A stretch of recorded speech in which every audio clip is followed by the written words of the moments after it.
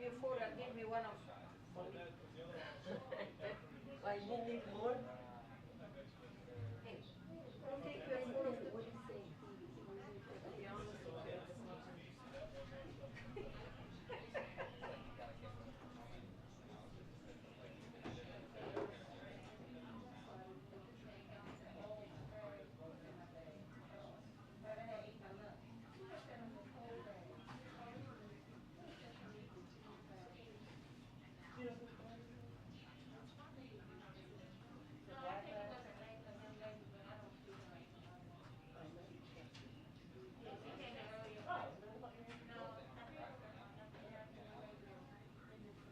oh yeah, there was. I don't know if it's still here. I don't know where it is.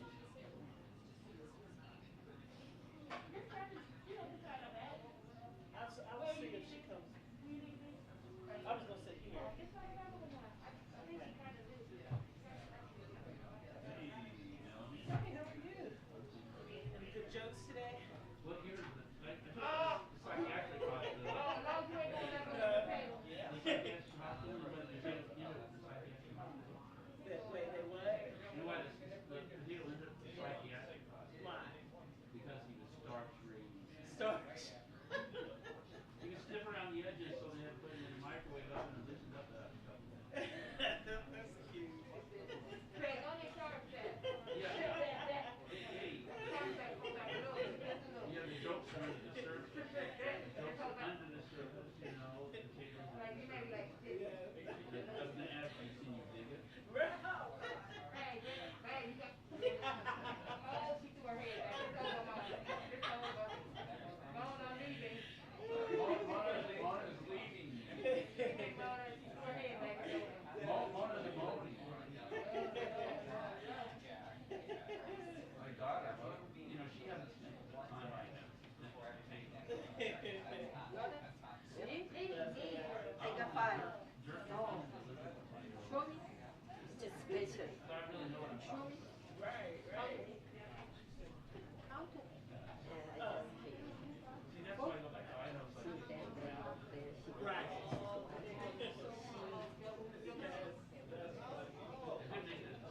She said, they took a picture and sent it to her. No. Yeah, she said she bought a picture from him. And Mr. Moore. I don't know. So who she was thinking?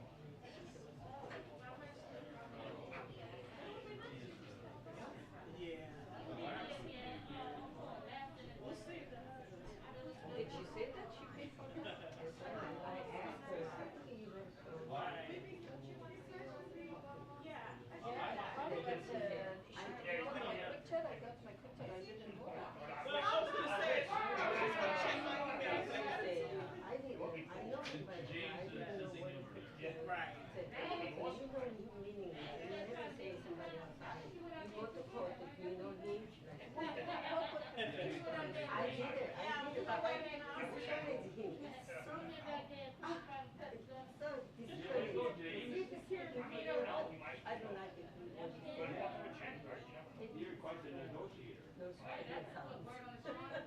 You're from South? I'm from South. So I said, this guy, simply I don't want to talk to him. Well, sometimes she's flashy. And then I did it. First time I said, hey, don't you think So I got out verbal. it's okay, you have to do your job. You took pictures here and stuff. You know, this is identified. You think they're wrong? Office responsibility. Yeah. Office asked me, do you know Mr. Moore? How come he came here? I don't know. Yeah, we know. Well, the jokes. He doesn't have a pass, so one day it's okay, you know.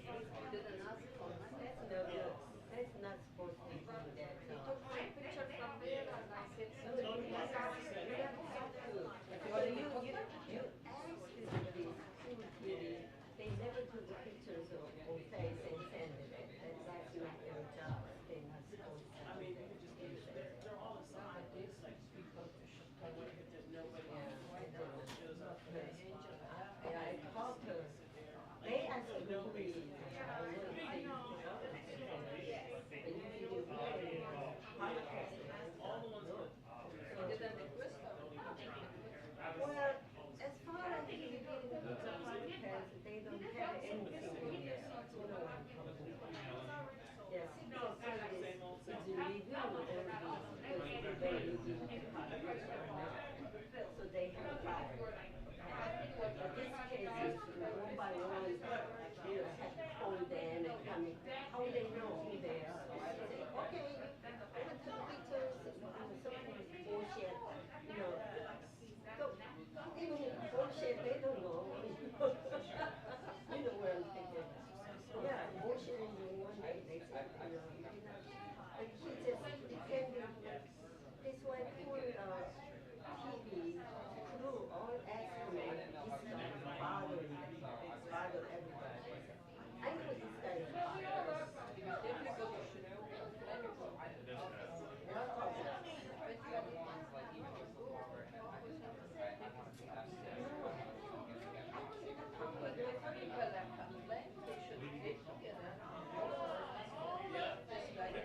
simply had the only thing is don't disturb everybody. He disturbed everybody. He never listening. He's having he can be professional as pretending he's good. That people they complain depending on the you know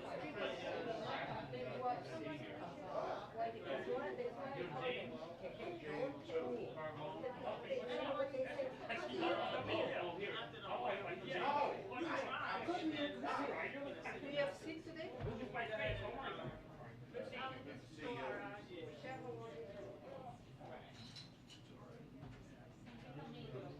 Good afternoon.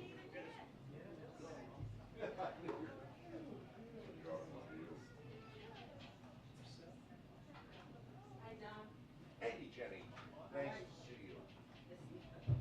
I haven't seen you for a while. What?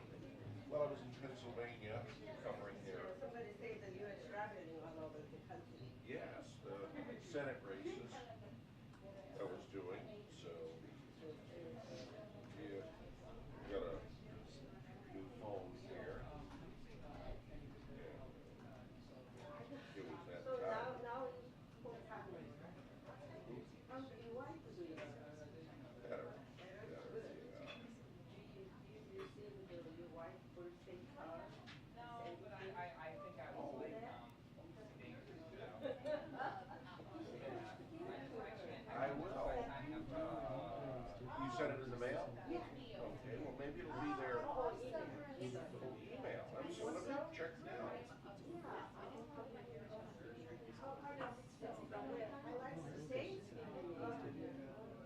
Address. Well, that was nice.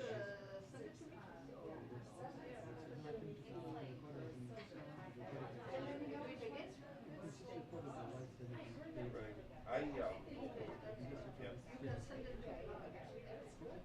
should get you Well, I will. I just got this new. Yeah, it took a day to transfer. Hey, Simon.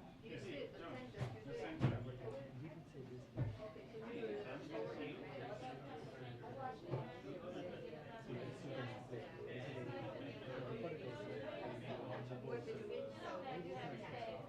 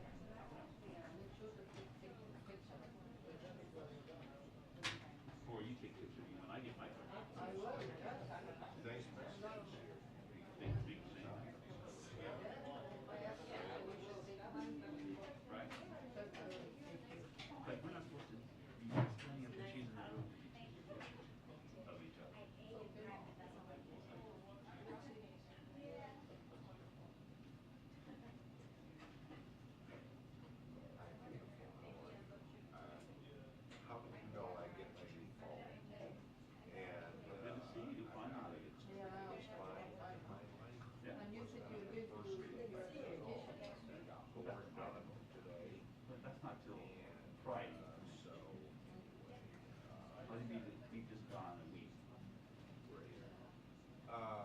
So what time tonight? Oh.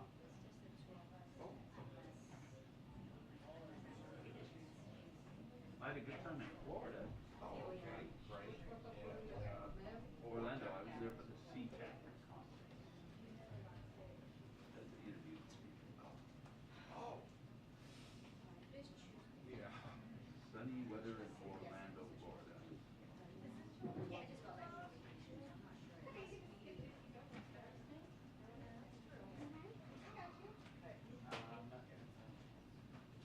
Well, I think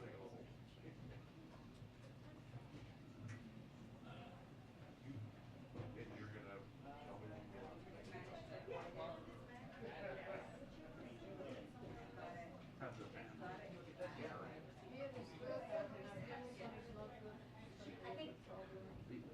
I'll send it to Family you. was in the hospital.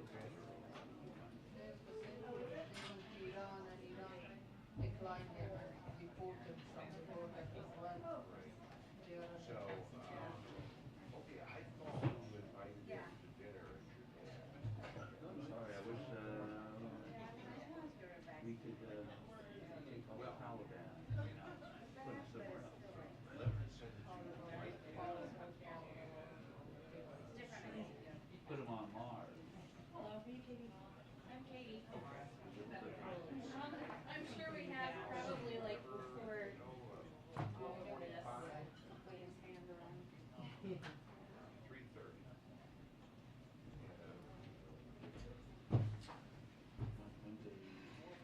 Right, I'm in my office right now. I'm in my visiting office. So, I will, if anything changes, Mr. Law, I will just, send you an email. You'll be here next week, I too? kinda like going, I kinda like going, I'll email you, all right?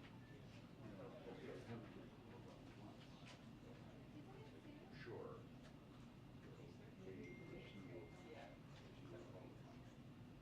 Okay. Yeah, that's it. Okay. Let me set that check now, all right? Thank you. They're waiting a year and a half.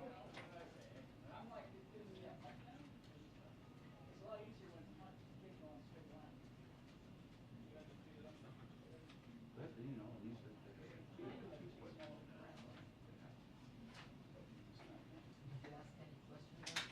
Must be here.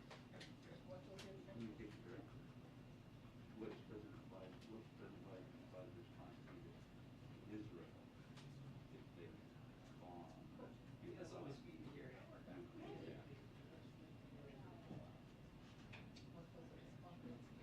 She laughed. I'm sorry, I've got like multiple charges.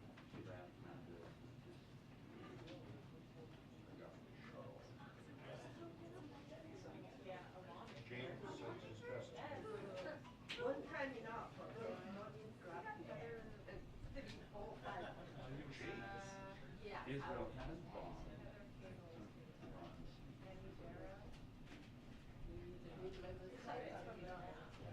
They have when they come back. When they say they. I mean, that's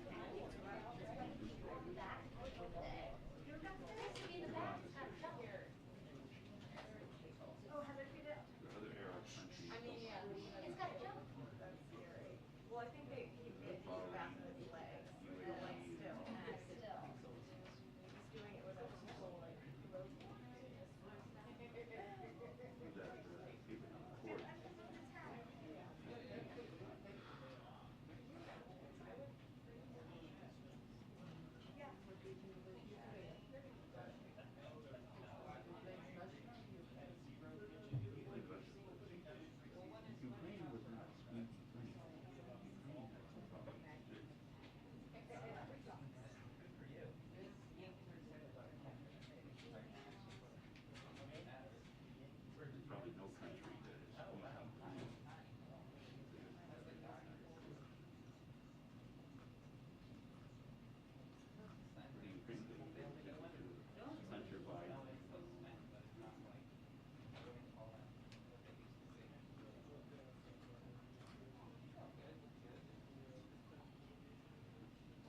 very sad.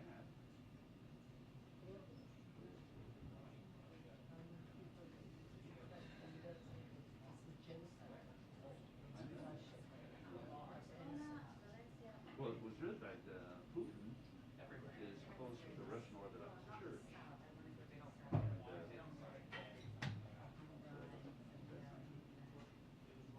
especially the church to approve his duties.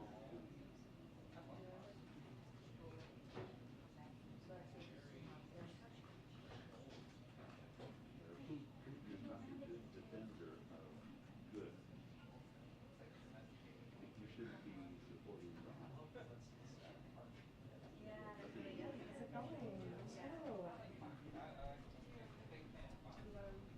Hello, Francesca.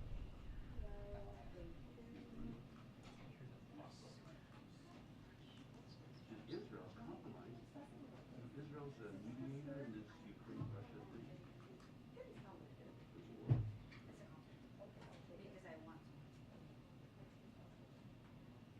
I want that president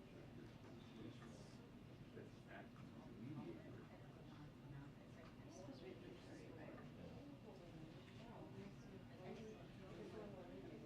Appreciate Israel helping.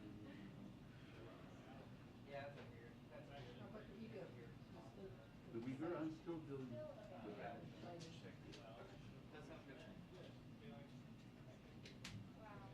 a lot of serious problems. Christian persecution. Nigeria. Christians slaughtered there.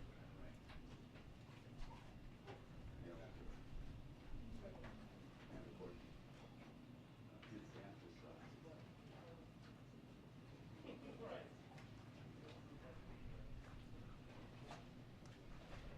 Hello. Hello, Martha. Hi there. Hey, how are you? Good, good of you. I'll talk to you later. Bye-bye. Calling you back.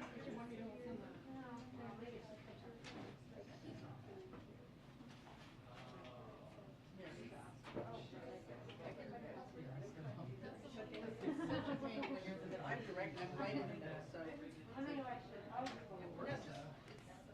ridiculous. I always try to figure out how many people do I have to walk over. It's okay, the briefing has not started. No, no, no. Well, well, no, I'm gonna run this off. It's doing exactly. Here, I'll just put it in, yeah. Okay, good.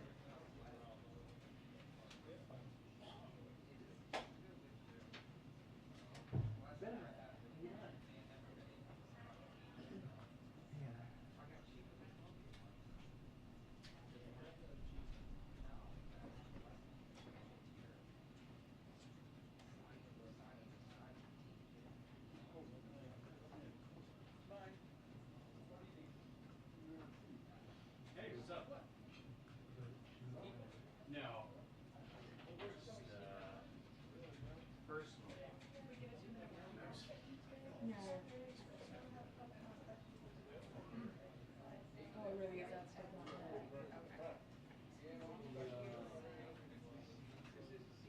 Hey. Is it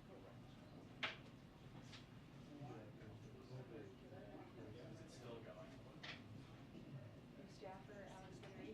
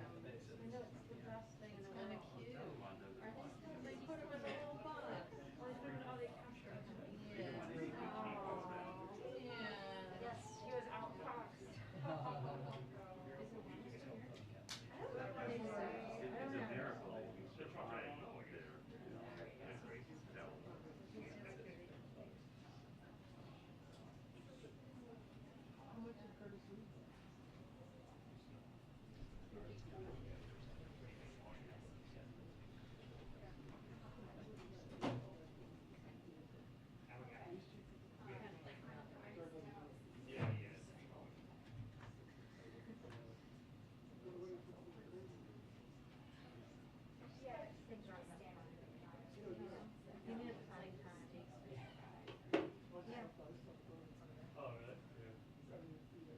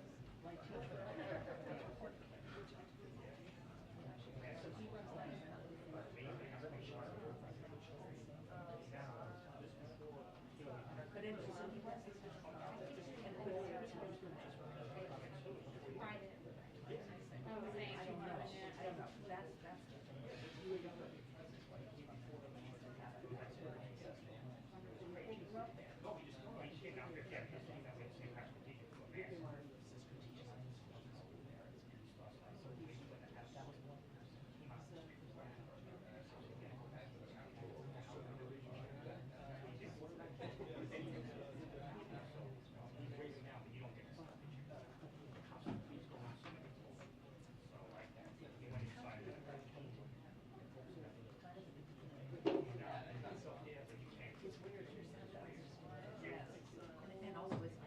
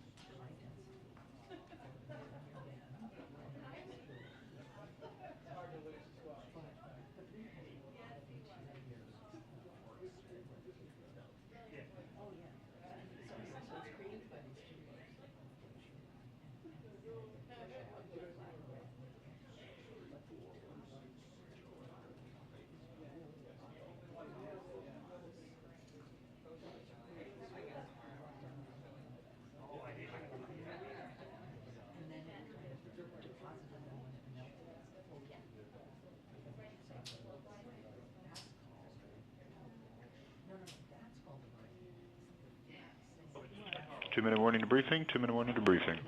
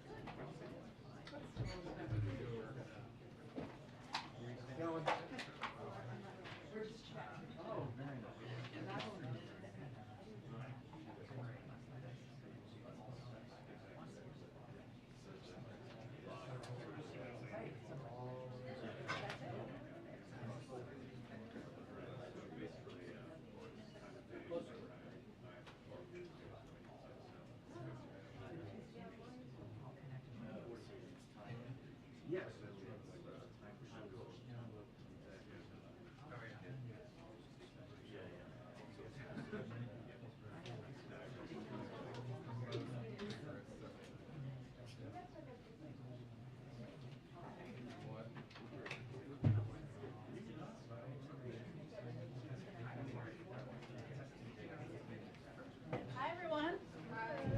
It's a busy day here, I would say. Okay. Today, as you all know, we announced new actions to cut healthcare costs through the Affordable Care Act. Thanks to President Obama and President Biden, America is more covered than before and well on its way to finally treating healthcare as a right and not a privilege. Thanks to the steadfast leadership, America is better off, but of both of them, than it was 12 years ago. Through today's proposed rule to fix the family glitch, we'll expand access to 200,000 uninsured Americans and reduce costs for nearly 1 million Americans. This is no small feat.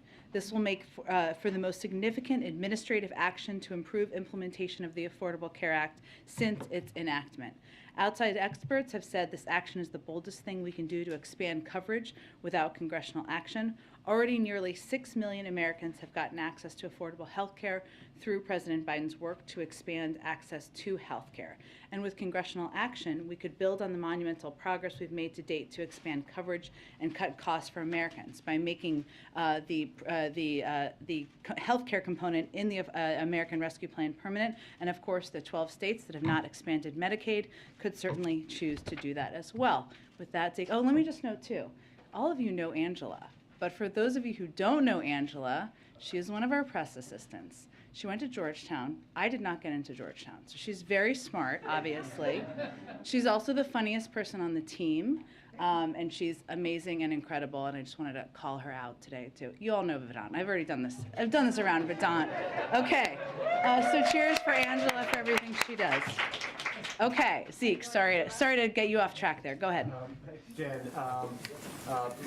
administration officials said that since tomorrow the president's going to extend the pause on student loan repayment for another 3 months through August. That would put it at least starting a couple months before the midterm elections. Is the president willing to sort of end that pause and have borrowers begin to make payments that close to a midterm election? Well, to not get too ahead to where you are at this point in time, it expires in May. obviously, we'll have a formal announcement to make before that timeline. I don't have anything to preview at this point in time. Obviously, we look at and assess what the needs are for the people who are impacted by the payment of student loans as we make these assessments. I would note that no one has been required to pay a single dime of federal student loans since the president took office. And of course, the Department of Education will continue to communicate directly with borrowers about federal student loan repayment and servicers as we make this final decision. On a different topic, we've heard a lot from the administration about the lack of international COVID relief funding for vaccinations. Does the president believe that without this money, he can meet his pledges to the world in terms of global vaccine sharing? And does he have to recalibrate now that Congress seems unwilling to provide the necessary funding to get there? Well, no, we can't meet our commitments and cannot continue to be the arsenal of vaccines to the global community. Without global funding, USAID won't have resources to get more shots in arms. We'll be forced to scale back our work providing oxygen and antiviral pills, and we will lack the funding to provide rapid testing to countries in need. It's not just about vaccine doses, of course. I know that's kind of the question you asked. It's also about providing the know-how and the individuals and at times the training to be able to get shots in arms, and those are programs that we fund through our global efforts as well, and we need that funding in order to continue these programs. And just lastly, for me, General Milley had some pretty sobering testimony on the Hill today regarding the state of the world and sort of a grim outlook. Saying that the potential for significant international conflict is increasing, not decreasing. Is that an assessment the president shares? And is that sort of the assessment of the U.S. government that sort of the state of the world right now is darker than it was when the president took office? Well, certainly the General Milley speaks for the assessment of the U.S. military, and I think that's what he was testifying on, and he speaks on behalf of the administration. Go ahead. General Milley also said that he thinks the war in Ukraine will be measured in years, that this will be a long, protracted conflict. Can you clarify, do you mean that the ground war will be lasting years? And is the U.S. committed to aiding Ukraine for as long as this drags on? Well, we're certainly committed to continuing our historic support of Ukraine, whether that is military assistance, humanitarian assistance, economic assistance. Without further parsing General Milley's words, and certainly I would point you to the Department of Defense and to him directly, I think we also understand that the recovery from this war, the rebuilding in Ukraine, people who have lost their homes, communities that have been destroyed, is going to take some time, and the United States will certainly continue to be a part of that. And President Zelensky today effectively asked, what's the point of the UN Security Council if they can't find a way to hold Russia accountable given Russia's veto power? He suggested the council was powerless and outdated. Does he have a point, and does the White House think the Security Council needs to be reformed? Is that even possible? Well, I think he's certainly referring to, obviously he can speak for himself, but his frustration, which we share, that Russia is a permanent member of the UN Security Council. We don't see that changing. And so what our objective is at this point in time is on a couple of fronts. One is to continue to provide a range of security assistance to Ukraine, directly to Ukraine, to the military that is serving boldly and bravely on their behalf. I can provide you a little bit of an update on that, in addition to the deliveries of the $200 million package announced on March 12th, which are almost complete, deliveries of the $800 million package the President announced on March 16th are actively occurring, and obviously the Department of Defense has also announced a range of equipment that is being provided. I'd also note that there are a range of mechanisms as it relates to accountability, and that relates to the President's strong statements about his view and belief that Russia and President Putin are guilty of war crimes and obviously the atrocities that have taken place.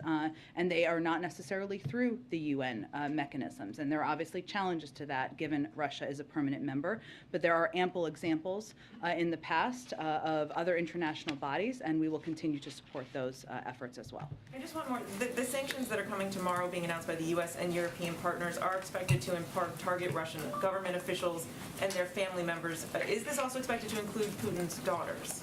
I don't have more specifics to detail or preview for you at this point in time. It is expected, or you can expect, I should say, as many of you have reported, that they will target Russian government officials, their family members, Russian-owned financial institutions, also state-owned enterprises. It's a part of the continuation of our efforts to put consequences in place, hold Russian officials accountable. And again, those announcements will be made tomorrow. Go ahead. Thanks, Jen.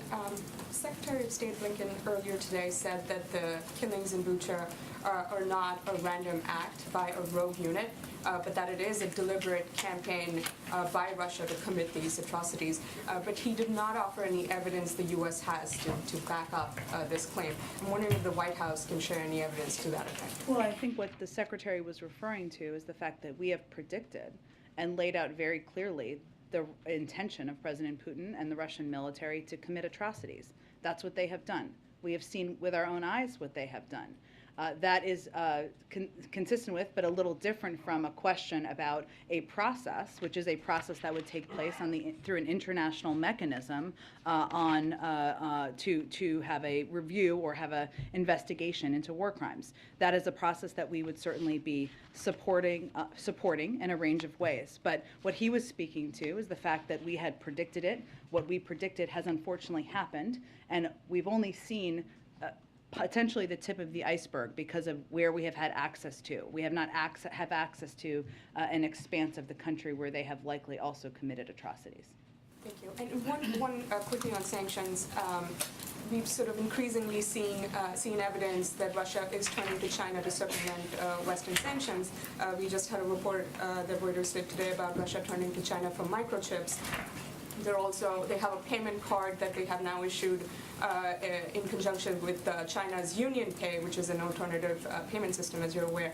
And I'm wondering if what is going to be announced tomorrow will have anything to do with making China comply with Western sanctions. I mean, if you can speak to that. That continues to be not just our expectation, but what we've conveyed directly, but these sanctions are related to Russia. Go ahead. First, on sanctions, last night the Treasury Department shifted their general licenses a little bit in terms of payments from foreign reserves in U.S. institutions. Is it fair to say that the goal right now is to have a sovereign default with Russia in terms of how you want to impose costs? The goal is to force them to make a choice. So Russia does not have unlimited resources, especially now, given the crippling sanctions we've put in place. And they are going to be forced to choose between draining remaining valuable dollar reserves or new revenue coming in or default.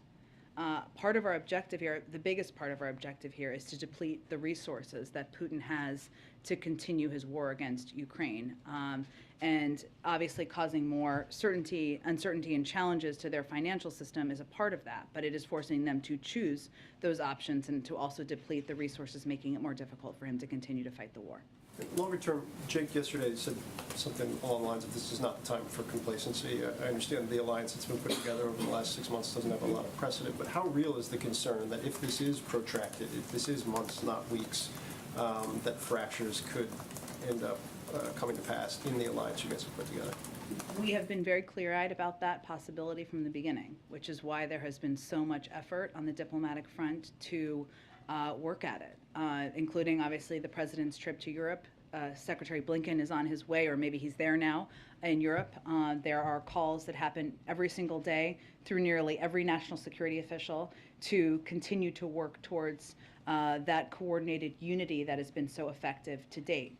It is also true, though, that unity does not mean identical. And as we're looking at the consequences people are putting in place, the actions they're taking, our expectation is not that it is identical. It is just our effort to do everything we can to make sure it's coordinated and as unified as it possibly can be. And then last one real quick. I think you addressed it yesterday, so I apologize. But when you talk about the bridge from the SPR perspective, is it a bridge to, you believe the domestic industry will be able to fill that gap within the next 6 months, or is it a bridge to domestic plus Canada plus the Middle East? How are you guys seeing what that is a bridge to in terms of production?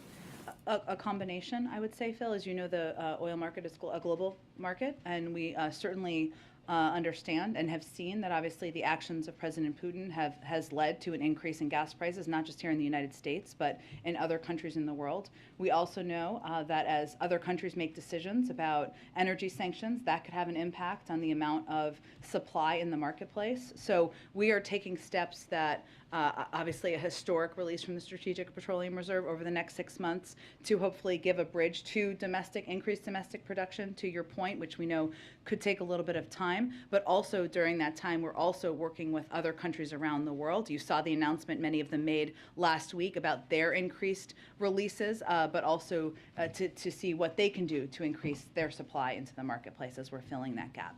Go ahead, Weijia. Jen. Today, Secretary Blinken also said that the U.S. was continuing to gather evidence and will continue to support Ukraine, the UN Human Rights Council, as it relates to a possible war crime trial. I know yesterday Jake said the U.S. was looking at a variety of mechanisms, but since the U.S. is not party to the ICC, other than a supportive role, what can it do to facilitate a trial?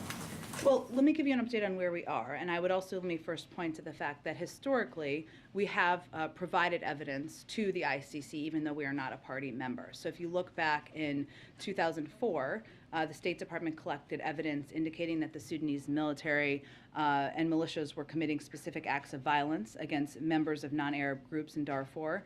And the Secretary of State at the time, Colin Powell, determined that what was happening was a genocide, and we worked with the ICC and the UN Security Council to hold accountable. So I would just note there is historic reference. Now, also, as you're thinking about the timeline of this, the historic reference for that is also important because that was 2004, and it is just starting now. So it takes time. Now, it doesn't always take that amount of time, but just, as you're looking at the history here. But right now, there are a number of efforts already underway to hold any Russians accountable for atrocities and war crimes.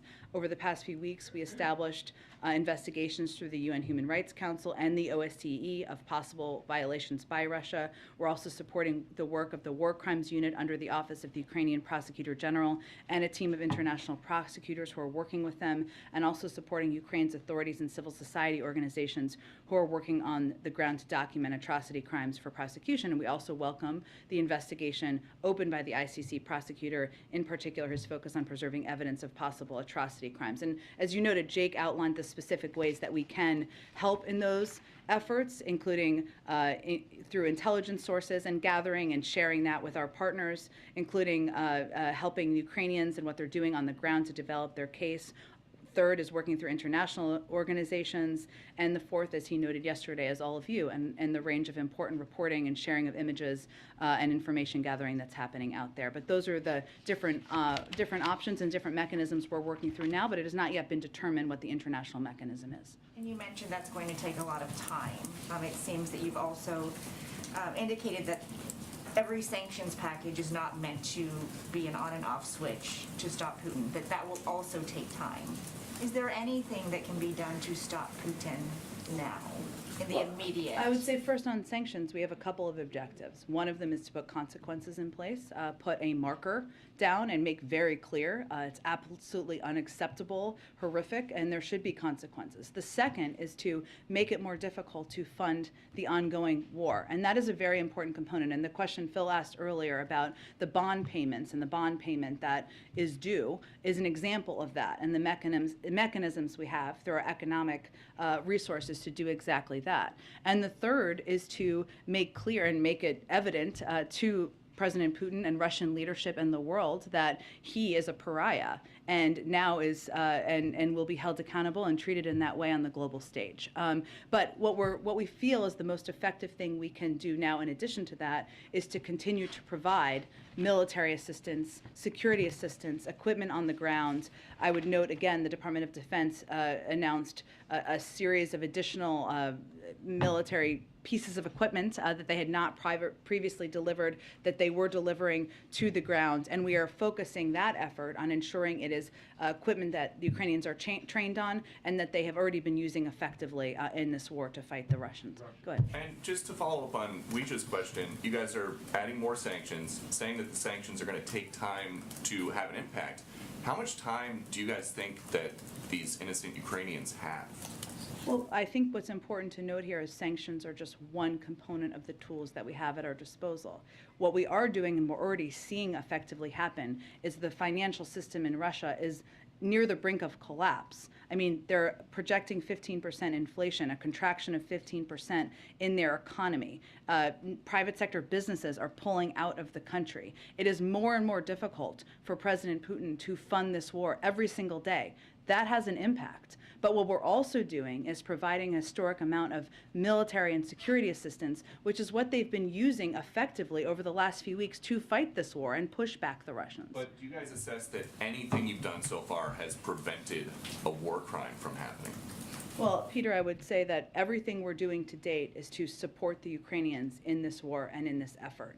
And that is something the president's proud of, we are proud of, including rallying and leading the global community in standing up against Russia. Okay, on another topic, a lot of stories about Hunter Biden surfacing this week. So to ensure the independence of the investigation, would the president support the appointment of a special counsel?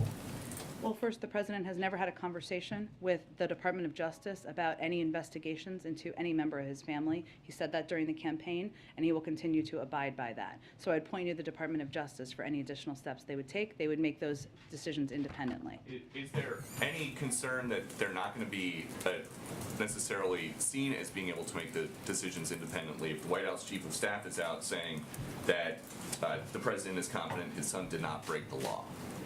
Well, that's something the president has said, and certainly we would echo. But in the same answer to that question, Peter, during an interview this week on ABC, Ron Klain also said the Justice Department is independent and they will make their own decisions. And the president has said that he never spoke to his son about his overseas business dealings. Is that still the case? Yes.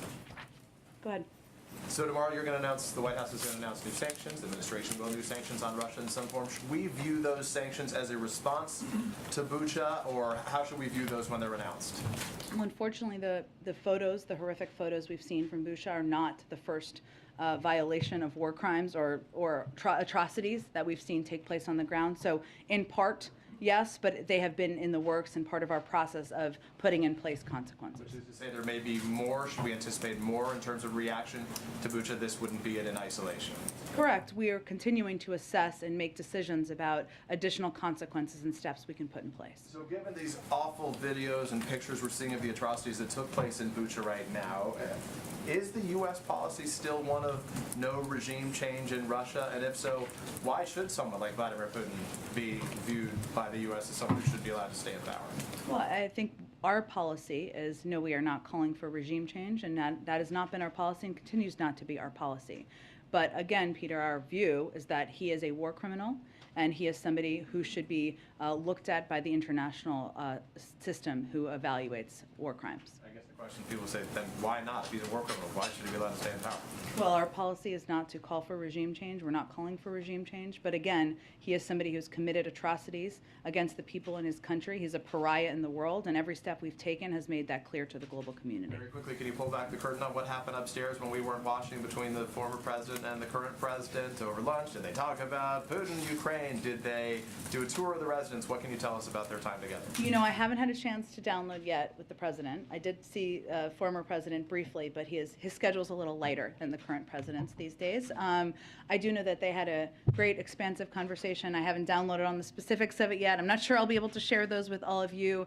They did go take a look at the Oval Office and take a walk around, and I know they enjoyed spending time together. Just to put a finer point on some of the questions you've so far been asked, why shouldn't the images of the atrocities from Bucha compel a worldwide, unified, coalition kinetic response?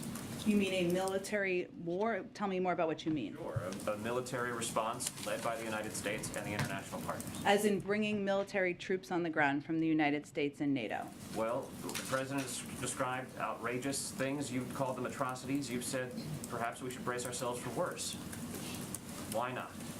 I think what the president's objective is, and his responsibility, is to make decisions that are in the interest of the United States and the national security of the United States and the American people, and that is not to go to war with Russia. It is to do everything in our power to hold them accountable, to support efforts through international systems to do exactly that, and to provide military assistance, security assistance, and support to the Ukrainian people and the Ukrainian government. That's exactly what we're doing. But it is not in our interests or in the interest of the American people for us to be in a war with Russia. Go ahead. To follow up on Phil's question on the Russian sovereign debt, does the White House have any sense of timing on when Russia might default? I don't have an assessment of that. I will be looking forward to reading Bloomberg's assessment of that, but I don't have an assessment of that from here. It depends in part on what decisions they make. On what decisions Russia makes? Okay. And then on the Federal Reserve search, Yeah. is the White House still searching for a nominee to replace Sarah Bloom Raskin? And when are you expecting to make an announcement on that nomination? My understanding of the process is it's ongoing. I don't have an update on the timeline of when that would be concluded. Sure, go ahead. Question on sanctions, the Sure. new ones that you're going to announce Yeah. this week. Is there anything you can tell us about them? And just to follow up, if China and Brazil and India and the Middle East are not participating, how effective can they be? Well, tomorrow what we're going to announce is what I can tell you, and it may not be fully satisfying, but let me do my best. In coordination with the G7 and the EU, an additional sweeping package of sanctions measures that will impose costs on Russia, send it further down the road of economic, financial, and technological isolation.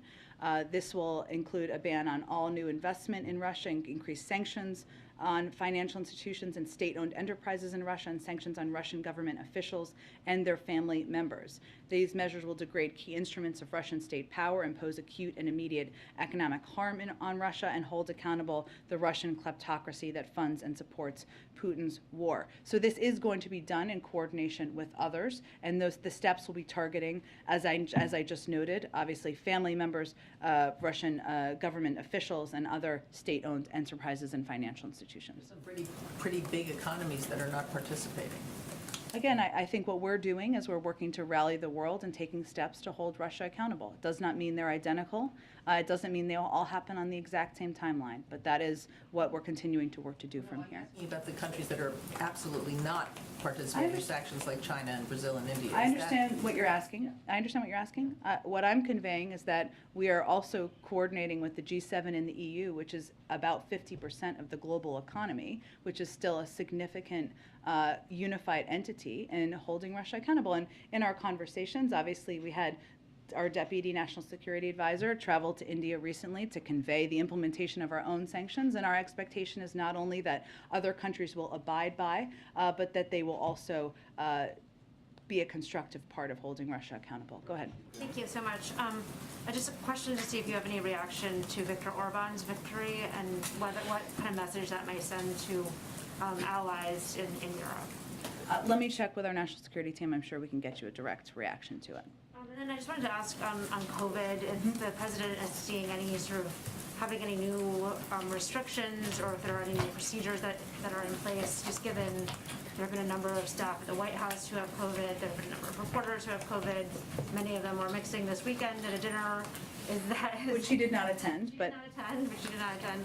But is there any sort of additional heightened concern, just given this moment and the fact that a lot of people in this town seem to be getting it?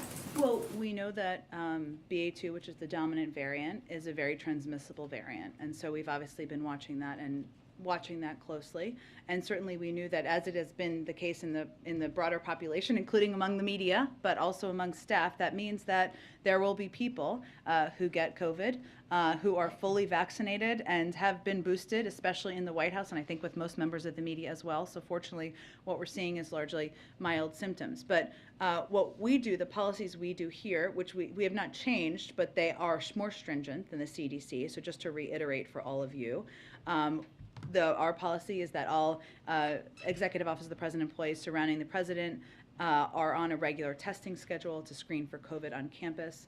That is a step beyond CDC guidance. If you're going to see the president, you will be tested that day, even if you're not traveling with him, just if you're going to see him for a meeting. The president's doctor will continue to determine if additional testing is needed on any given week in light of various considerations. For example, because of the travel from a couple of weeks ago, he was tested in addition to his regular cadence after he came back.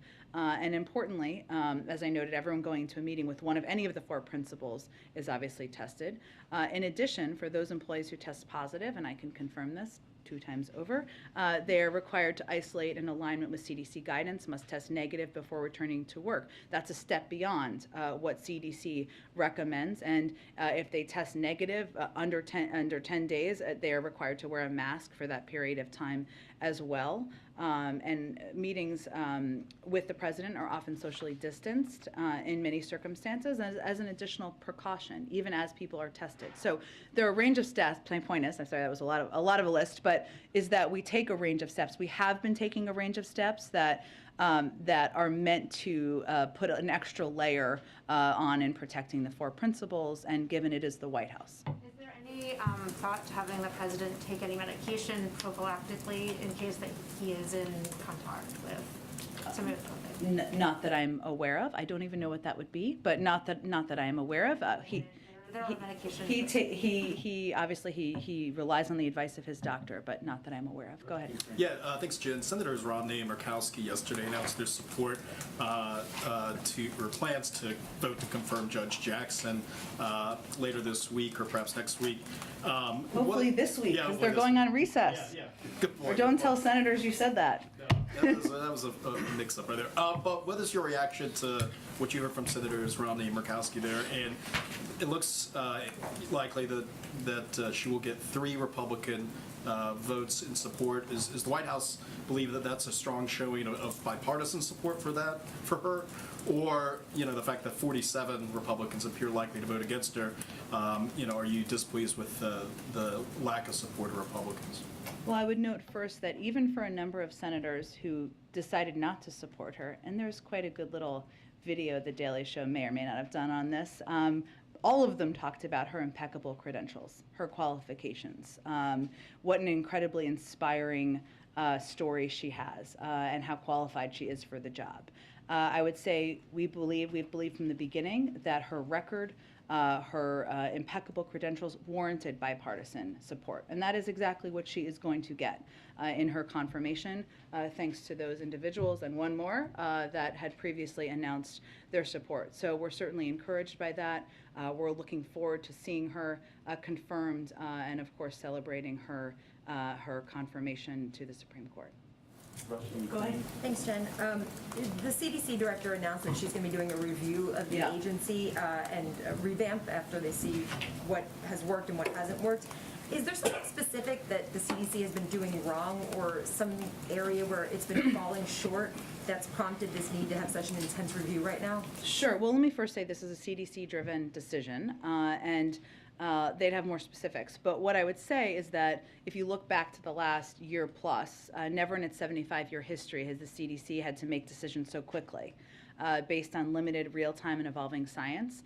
And yesterday what the CDC director did is rightfully announce plans to initiate a review of the agency with the objective of strengthening, transforming, and modernizing CDC systems and processes around developing and deploying its science. I mean, look at what they've done over the last year. Does it mean everything has been perfect? They would say no. You have to look at how it's done, assess that, and take a look at how you're going to improve things, anything you need to moving forward. It's not uncommon for a CDC director to take a careful look at the agency and assess if it's positioned to meet current public health needs and recommend improvements to systems, processes, and structures. And while this is something that is being done independent of the White House, we certainly support all government working to improve systems and make things better. Independent, and you said it was a CDC-driven decision, so this call for the review did not come from the White House? No, it was CDC-driven, and one, and certainly one we support, but the process will be led by the CDC. Go ahead. Jen, Senate Republicans are calling for an amendment on Title 42 to be attached to the COVID relief funding bill. I just wanted to get the White House reaction to that, but then also what kind of effects are you guys worried about if this funding measure gets delayed or doesn't pass? Well, I think my colleague, I don't know, he seems senior to me, Jeff Zients said this. What he said in response to this question is that decisions on Title 42 should remain independent of the urgently needed funding for COVID aid. I mean, this is a decision made by the CDC. It's a public health decision.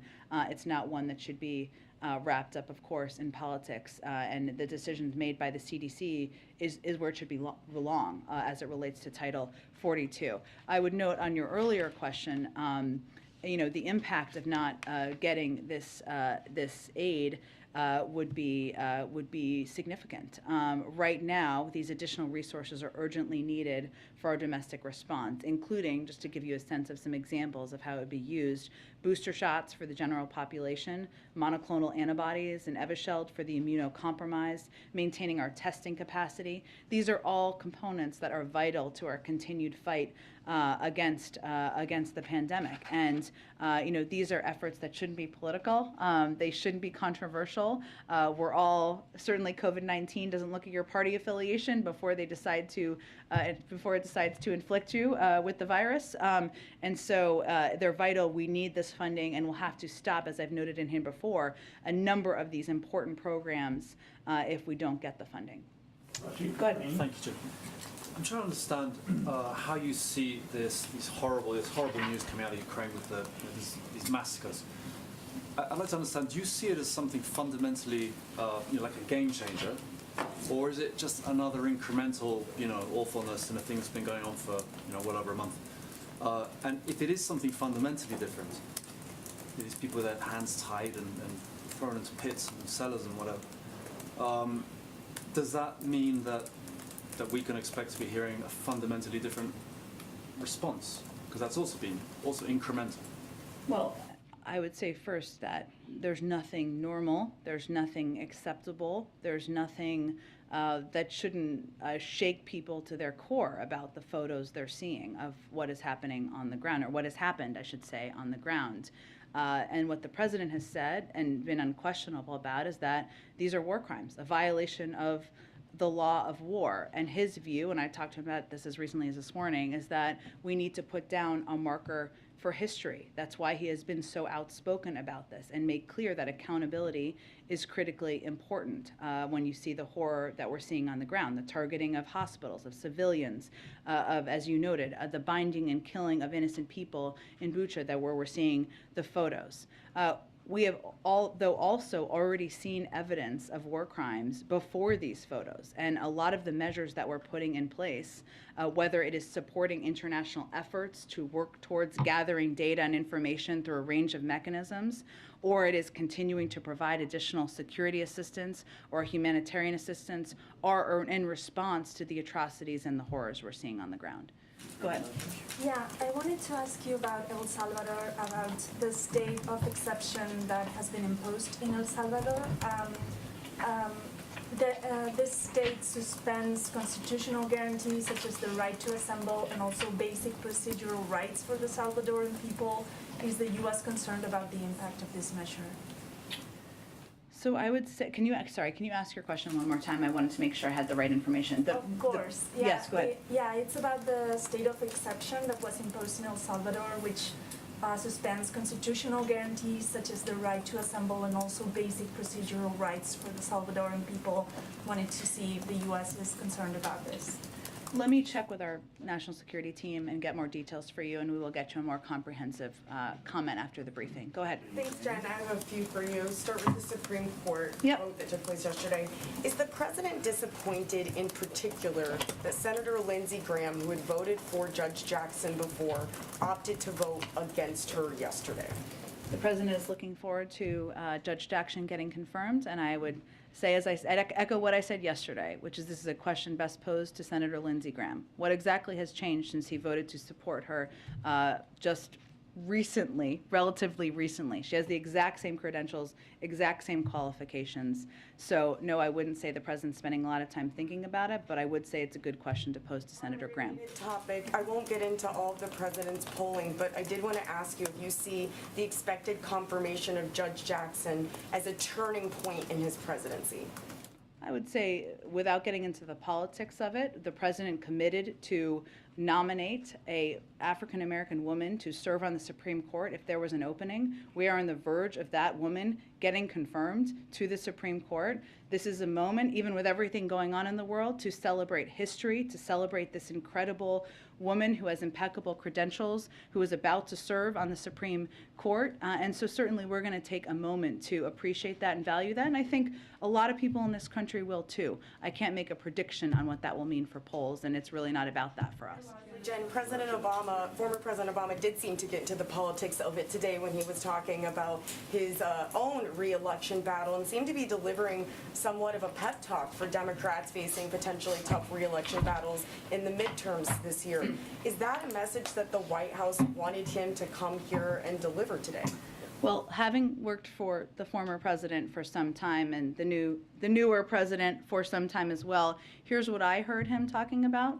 The fact that in Washington, when you're pushing for getting the right thing done, and he was talking about the Affordable Care Act, it means sometimes overcoming skepticism, Republican obstruction, even division within your own party, political challenges, countless headlines saying your agenda is dead, and still fighting to get it done. Sounds pretty similar to what we're working on today. That's not about the midterms. That's about why you're in government and making government work for people, and why it's important to continue to do, even when everybody says it's not possible. And that was the message I think he was delivering today. Go ahead. Thank you, Jen. I have two questions on Ukraine. Prime Minister Justin Trudeau said last week that he does not want President Putin to attend the G20 meetings, and he has reached out to Indonesian President Joko Widodo, who is the host of this year's meetings. So does President Biden have plans to also do the same, to reach out personally to the Indonesian president? And can you just share anything on the diplomatic front in terms of trying to get Russia out of the G20 meetings or get Ukraine in as an observer? Sure. I don't have any update on that. I'm happy to see if we have any update from our front. And then just a follow-up on a different note on Ukraine. China today urged the UN Security Council to verify and not to resort to unfounded conclusions on Bucha, and meanwhile Chinese media is also repeating Russia's narrative that what's happened in Bucha is fake news. Can we get a White House reaction on that? I would just say if you're repeating the propaganda of the Russian government and President Putin, you're on the wrong side of history. Thank you, Jen. Last week, a senior Treasury official briefed that the sanctions on Russia were originally intended to deter, but now the point of the sanctions is intended to debilitate and impair the war effort. Can you elaborate on any change in messaging around the sanctions and their intended purpose and how that's changed? Sure. Well, look, I think the way we always saw it from the beginning is that the threat of sanctions, your hope is that there is a deterrence effect. That has been played out in history, that there has been a deterrence effect at times. That is not a sure thing or 100%. But if it reduces or if it makes a leader potentially think about what horrific actions they're going to take, then they're worth that threat of sanctions. Never has it been the case that the putting sanctions in place is effective deterrent. The threat of them has been an effective deterrent. Obviously, the war has commenced, right? And sanctions have always had the purpose of putting in place consequences. So right now, those consequences also include making it very difficult for President Putin to fund the war, which, as you know, includes steps like the step taken by the Department of Treasury yesterday, where they're going to be forced, because they don't have unlimited resources, to make choices about how they're going to spend the resources they have. Do you describe these latest rounds of sanctions? Because the administration was very clear in the beginning that if the invasion happened, that it would bring forth everything but the kitchen sink. So the sanctions that we're seeing rolled out now, how would you describe them? Are they simply incremental at this point? Well, they've all been building on each other. The Russian economy is on the brink of collapse. The inflation is skyrocketing at 15%. The detraction or the constriction of the economy there is also projecting to decrease by 15%. Private sector businesses are not investing in Russia, and President Putin is a pariah. This has all been the result of a coordinated global effort to put in place economic and financial consequences that are having an incredible effect. In addition, we have made it much more difficult because of export controls and other limitations on the type of materials that President Putin and the Russians can purchase to build the technological systems and capacities to fight wars in addition to funding wars. And those are all components that have been the result of the efforts to date. Go ahead. And I wanted to ask about your long COVID announcement earlier today. The criticism that's come from lawmakers has been that it's going to take a long time to collect data and studies on long COVID. Can you talk about how this memo helps people that are living with that now? I think this is an effort to acknowledge that this is something that many people in this country are suffering from and dealing with. And unfortunately, science moves at the pace of science, and it is acknowledgement of that and a commitment by the U.S. government to take steps to look at it more closely and see what more we can do to help address it and help people who have been suffering. Go ahead. I also wanted to ask about refugees. Yep. I had asked yesterday about the 100,000 number. You were talking about how the administration's response has been geared toward refugees staying in nearby countries. Can you talk about, though, how you got to that 100,000 number? Does that have anything to do with the capacity of the U.S. government to take in people that are... It's not exactly what I said yesterday, but what I said was there is an ongoing policy process that hopefully will be concluded soon, and we'll have more to share with all of you soon about the prioritization and how the process will work for these Ukrainian refugees who will be eligible.